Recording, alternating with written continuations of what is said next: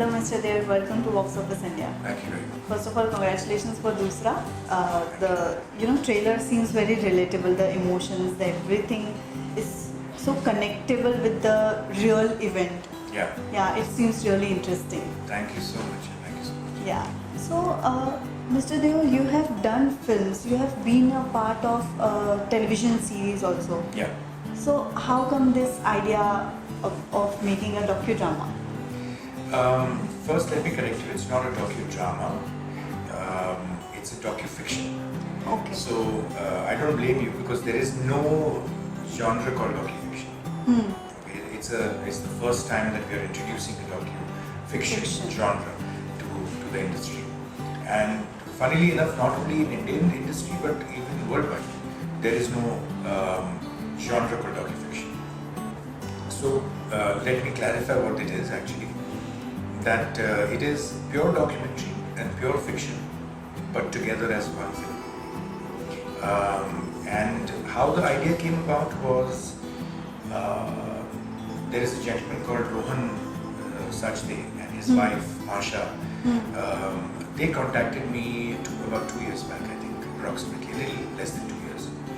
And they just spoke to me and they said, we have an idea where we want to showcase this one moment of 2002 NATFA series, and in which India had won against England on a very incredible score of 325, and we obviously won that match. And Saurav Ganguly took his t-shirt off. Yeah, that was a different kind of celebration. Absolutely, it was a totally different celebration, and he had an idea that celebration meant many things to many Indians.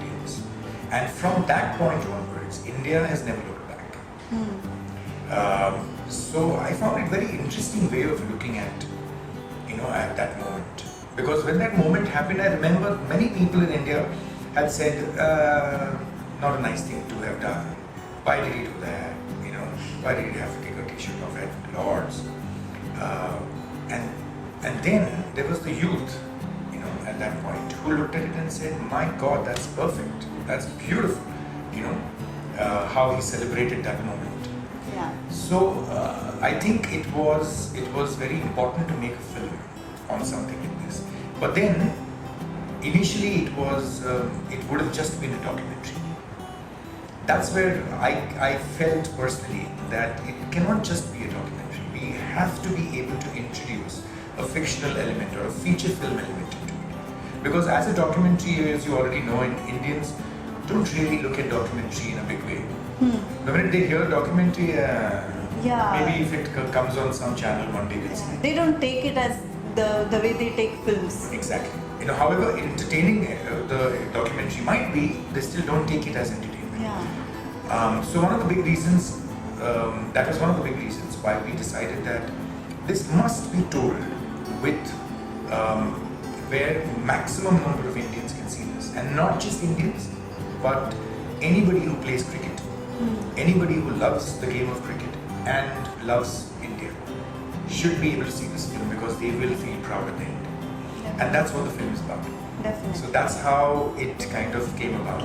And of course, my friend, the writer, who's the writer of this film, NEERAJ, who's another big name in advertising. Me and he sat together, and along with Rohan and Masha, and we came up with this idea of how it will become a feature film and not just a documentary. Right. And you just said that people have not made a docu-fiction before. Never. Earlier. So why do you think so? Because you also said previously in an interview that people are not making such kind of, Yeah, see, first of all, because it's a new genre altogether.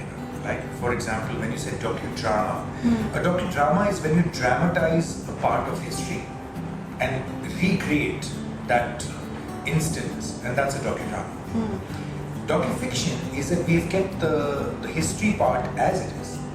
We've collected footage from archival, from Doordarshan, from here, from there, from different mediums, from BCCI, from Australia, from England, and used that actual real footage of cricket.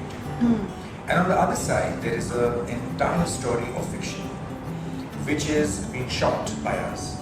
and then there are interviews. So there is a mixed bag of various formats put together to tell a story in the most effective manner. Correct. So it has never been done. Yeah. So I said that, but actually, also what happens is many people, it's. I think today is a great time for filmmakers. Yeah. And For different what- experiments. Absolutely, and it's something. Why can't we use the different tools available in the market today or in the industry today to enhance a story which we want to bring it out to in front of people. So we have just used every tool that is available to tell this story. Correct. And as you said that you had to maintain so how do you maintain the balance between the fact and the fiction when you make such a...